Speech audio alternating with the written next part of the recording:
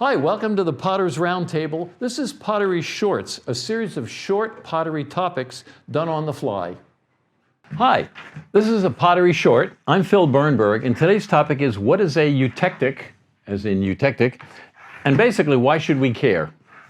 Well, the word eutectic comes from the Greek eutectos, meaning easily melted. So a eutectic is defined as the lowest melting point possible with a mixture of materials. By the way, this is another chapter in our series, How to Impress Other Potters and Drive Away Your Friends.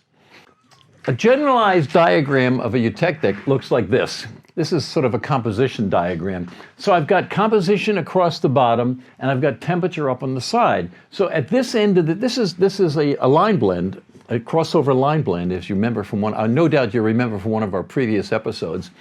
This point here represents 100% of A, and at the other end, that represents 100% of B, whatever that is. So in the middle, it would be 50-50.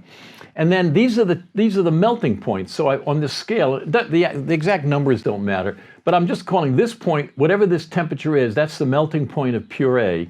And whatever this temperature is, that's the melting point of pure B. So if you plot them like that, then you might expect that the melting point of mixtures of the two, when you combine them, would fall sort of along this straight line, or my not so straight line, joining the two of them. But in fact, they don't.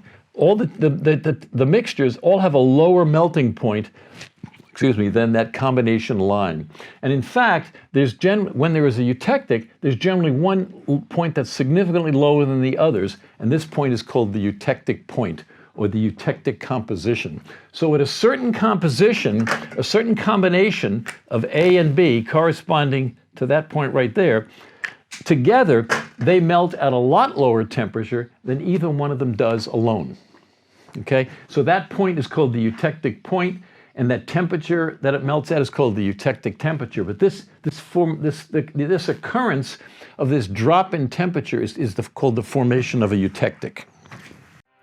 Well, you may already be familiar with this idea and not even realize that you are. In the winter, when you put salt on the ice on your driveway or your steps to melt it, you're actually using a eutectic, because there is a eutectic that forms between solid ice and solid salt. And so if I draw I can draw the eutectic diagram for the salt and ice, and it looks like this. So this over here, this end, this is ice. This is pure ice, 100%. And over here, this is salt, sodium chloride, 100% pure. And ice, as we all know, melts at around 32 degrees Fahrenheit, right? And salt, as it turns out, this is not to scale, but salt melts at around 1472 degrees Fahrenheit, a lot hotter. And again, you might say, well, if I had a mixture of the two materials, then maybe they'd sort of melt somewhere on that line along there, but they don't. They melt like this. And at this particular composition, when I have the salt and the ice together, they actually melt. This temperature is around 21 degrees. So at certain proportions, the combination of salt and ice melts a lot lower than the ice alone. Well, this is what I'm taking advantage of now when I put the salt on my driveway, because I'm taking advantage of the fact that, let's say it's around freezing and the ice is solid, but if I add salt to it, the ice is going to melt now because it's above the melting point. Because in the presence of the salt, the ice freezes and melts at 21, not 32. So all of a sudden now, when I add the salt, the ice melts, because it's at 32, and that's well above the new melting point of 21. So I'm actually taking advantage of that when I'm putting the salt on my driveway or my steps. Well, you might say, well, this is interesting, but why, as a potter, why should I care?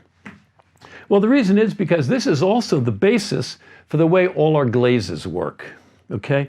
Glazes are mostly silica, and silica by itself melts at over 3,000 degrees Fahrenheit. Way above the use temperatures for our pottery kilns. So we couldn't use glazes made out of pure silica for a lot of other reasons, but they wouldn't melt in our kilns. But if I can add other materials to the silica and form a eutectic, then I can get the silica and the other materials to melt at a much lower temperature that's within the range of our pottery kilns. So these other materials are the fluxes in the glaze recipes. The oxides like lithium, sodium, potassium, magnesium, calcium, strontium, barium, and lead that are in the normal glaze ingredients that we see, like the feldspars and whiting and spodumene and all these other ingredients. Those are the fluxes. So now with the silica and the fluxes together, I can melt a glaze within the range of my kiln. And then when they melt and it cools down, they freeze and solidify and form a glass. And that glass is our glaze. So that's the way Eutectic works. I hope this was useful to you, and I hope you haven't lost too many friends explaining it to them. Thank you for joining us today. Thanks for joining us today. If you enjoyed the presentation, please like it and subscribe to our channel and share it with your friends. This way we get more viewers of our videos. Also, check out our website, www.hfclay.com. We'd really like to thank our patrons for supporting our educational efforts, such as these videos. And if you'd like to consider becoming a patron, go to patreon.com and look for the Potter's Roundtable.